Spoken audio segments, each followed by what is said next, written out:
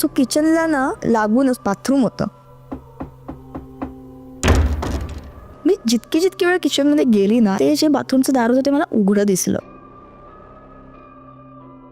मी प्रत्येक वेळी बंद करायची, प्रत्येक वेळी उघडायचं. ते जे बाथरूम आहे ना, तिकडनं एक मुलगी बाहेर जाताना दिसली. ह्या कथा मनोरंजनासाठी आहे. काही लोकांचे अनुभव व काही पूर्णपणे काल्पनिकही असू शकतात. त्यामुळे कृपया यांना मनोरंजन म्हणून घ्या. ह्या कथा आपल्या संस्कृतीचा एक भाग आहे. अगदी लहानपणी आजी आजोबांनी सांगितलेल्या गूढ गोष्टींसारख्या. आमचा हेतू कोणत्याही प्रकारच्या अंधश्रद्धा किंवा भीती निर्माण करणे नाही.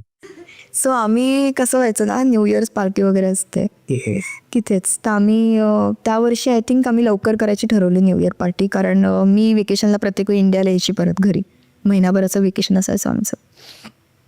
तर ख्रिश्चन सगळे, आणि it's a mix set of friends. Christian आहेत, हिंदूज आहेत, सगळे होते एकत्र.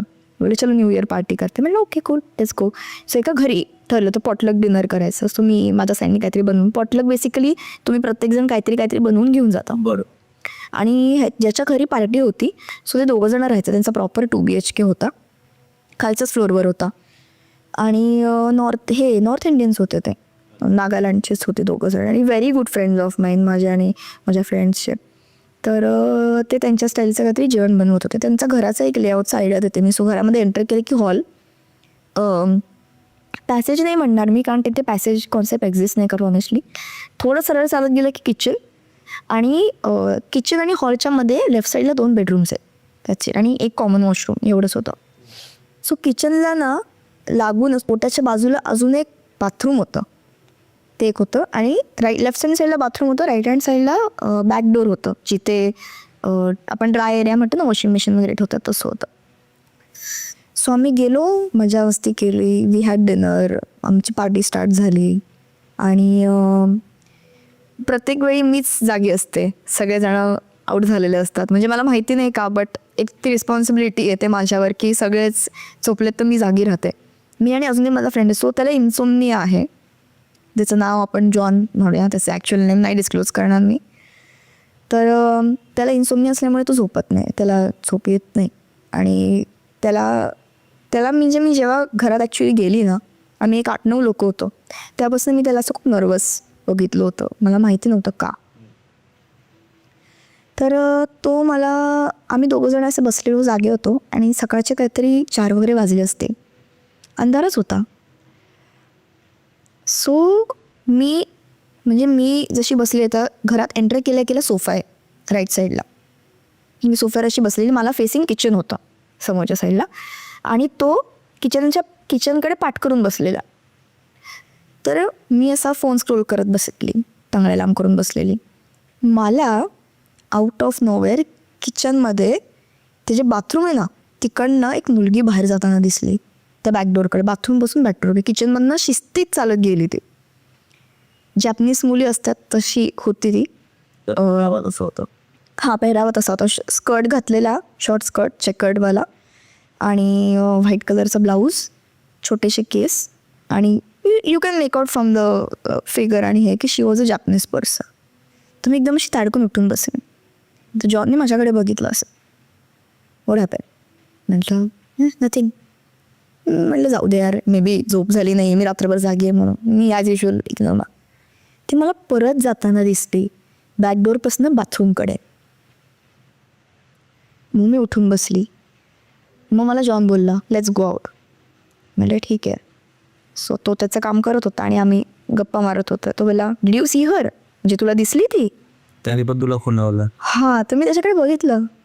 तुला काय म्हणायचं? द गर्ल राईट, ती मुलगी दिसली ना तुला? म्हटलं हो. तुला जॅपनीज? हो हो हो हो. म्हटलं हो ना, शॉर्ट स्कर्ट घातलं आहे, पांढरा ब्लाऊज आहे, छोटे केस आहे, शॉर्ट हेअर आहे असं. म्हटलं हो.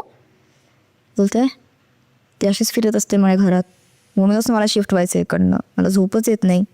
ती रात्री नॉक करत बसते माझ्या रूमवर, कारण ते 2 BHK होता, तर दोघं वेगवेगळे झोपायचे. मी म्हटलं तू मला आधी का नाही सांगितलं? बोलतं तू आली नसतीस घरी, आय वॉन्टेड टू सी, कारण मी ऐकलं होतं तुला दिसतं. आणि मी म्हटलं अरे एकदा मी रात्रभर मी रात्रभर झोपली नाही आहे. त्यात मला असं काहीतरी दिसतंय, मला अजून टेन्शन येतं. And it's very scary. एक हे असं नव्हतं करायला पाहिजे. म्हणजे तुम्हाला सांगितलं असतं तर प्रॉब्लेम मी आली असते, बट मी म्हणाली असते किंवा माझ्यासोबत कोणतरी थांबा.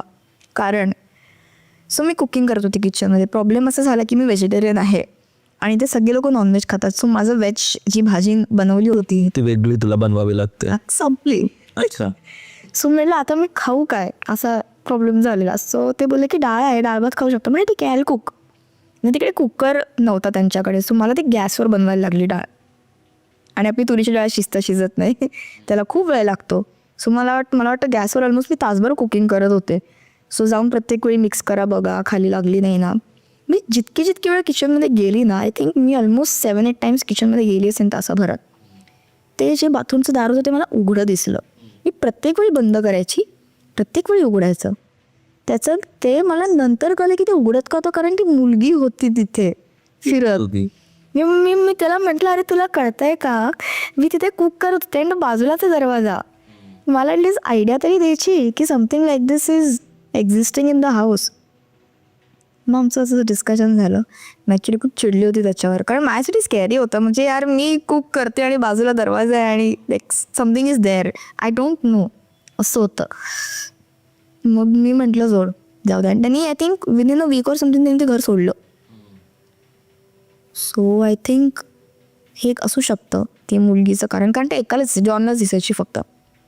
जॅपनीज का, तर दवामध्ये जेव्हा वॉर्स झाले होते त्या काळी, खूप वर्षांपूर्वीची गोष्ट ही, तर जॅपनीज इन्व्हेशन झालं होतं तिथे.